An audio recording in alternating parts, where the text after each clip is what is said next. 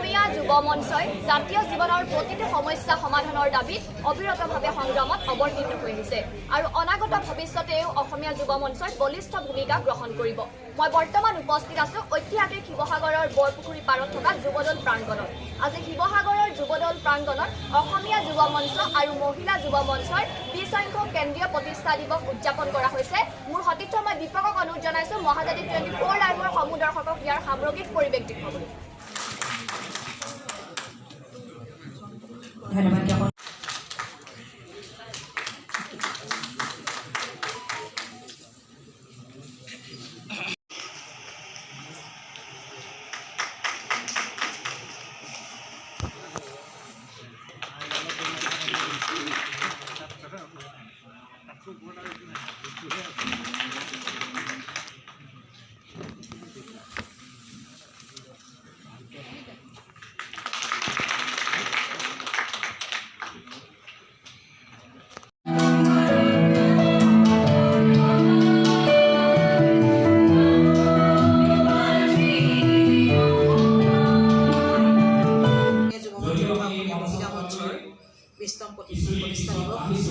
আজি আমাৰ অতিক্ৰম কৰিছে আৰু আমাৰ যি প্ৰতিষ্ঠা দিৱস জীৱক্ষেত্ৰ জিলাত আমি মাত্ৰ কেন্দ্ৰীয় কাৰ্যসূচীৰে এখন মুকলি সভাৰে আমাৰ প্ৰতিষ্ঠা দিৱসটি আমি অনুষ্ঠিত কৰিছোঁ। আমাৰ সাংস্কৃতিক অনুষ্ঠান ৰখা নাই। আমাৰ আজি মাত্ৰ অনুষ্ঠীয়াকৈ ৰখা হৈছে কাৰণ হৈছে আমাৰ সাৰ্থক অসমৰ হৃদয়ৰ আমাৰ ইয়াৰ আমোদ জুবিন গাৰ্গ প্ৰয়াত হোৱা আমাৰ আজি পৰ্যন্ত ন্যায় পোৱা নাই।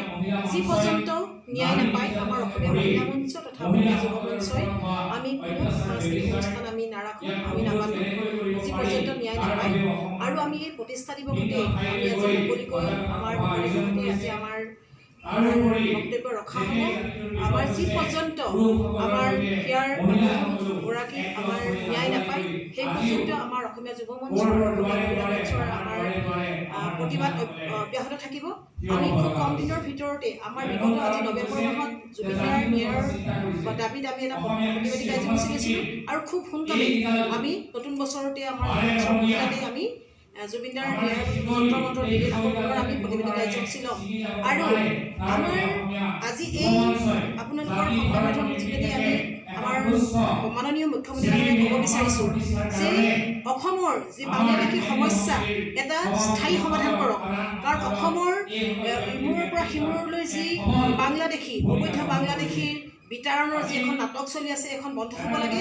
যিবিলাক অবৈধ বাংলাদেশী আছে সেই বাংলাদেশীসকলক লৈ কেৱল মাত্ৰ ৰাজনীতিৰ তেওঁৰ যি এটা বৈতৰণি পাৰ কৰিবৰ কাৰণে তেওঁ যাতে ভোট বেংকৰ স্বাৰ্থত এইবিলাক তেওঁৰ পৰা তুলি বাংলাদেশী বিতাৰণৰ নাটকখন বন্ধ কৰিব লাগে।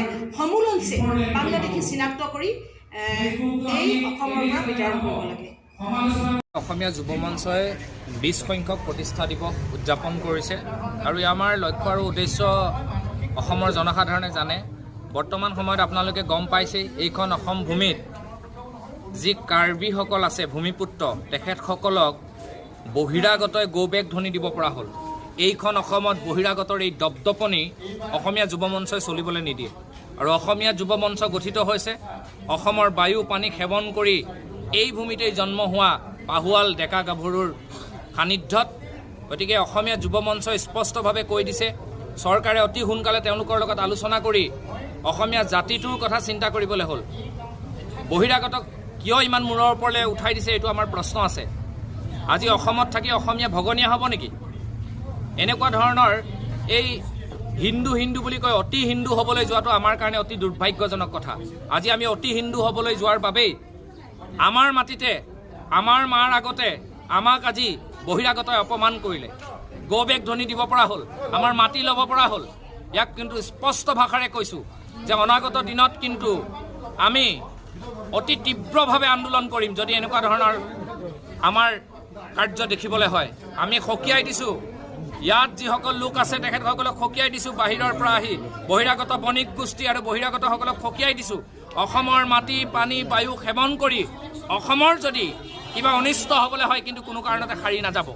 এই কথা কিন্তু স্পষ্ট, এই কথা স্পষ্ট অসমীয়া যুৱ মঞ্চই স্পষ্টভাৱে কৈছে যে অসমত থাকি অসমৰ মাটি পানী বায়ু গ্ৰহণ কৰি যদি অসমীয়াৰ যদি বুকুত কামোৰ মাৰিবলৈ আহে আমি তেনেকুৱা ব্যক্তিক কিন্তু কোনো কাৰণতে সাৰি যাবলৈ নিদিম। আৰু আমাক চৰকাৰে যিমানেই ভয় নেদেখুৱাওক কিয় আমি চৰকাৰ তেনেকুৱা ভয়ক উফৰাই দিম। চৰকাৰৰ ভাল কামৰ লগত আছোঁ আৰু চৰকাৰৰ বেয়া কামৰ লগত আমি নাই। চৰকাৰে যি ভাল পদক্ষেপ লৈছে, যি অবৈধ বাংলাদেশী মিয়া যি বিতৰণ কৰিছে তাৰ ক্ষেত্ৰত অসমীয়া যুৱ মঞ্চই সহযোগিতা কৰিছে, কিন্তু অসমীয়া গৌবেগ ধ্বনি দিয়া এই যিটো দালাল চক্ৰ, এই যিটো বহিৰাগত চক্ৰ, এই চক্ৰটোক কিন্তু ক'ৰবাত চৰকাৰে সাৰ পানী যোগাইছে নেকি আমাৰ প্ৰশ্ন আছে। গতিকে অনাগত দিনত চৰকাৰকো সকীয়াই দিছোঁ যাতে এনেকুৱা ধৰণৰ ঘটনা সংঘটিত নহয়, স্পষ্ট কথা। আৰু পৰৱৰ্তী দিনত আমি ইয়াৰ ওপৰত তীক্ষ্ণ নজৰ ৰাখিম। সাংবাদিক বন্ধুসকল, সংবাদ মাধ্যমক আমি বিনম্ৰতাৰে কৈছোঁ, অসমীয়া জাতিটোৰ সক্ৰিয়তা স্বাভিমানৰ কাৰণে সকলোৱে একেলগে আমি কাম কৰিছোঁ।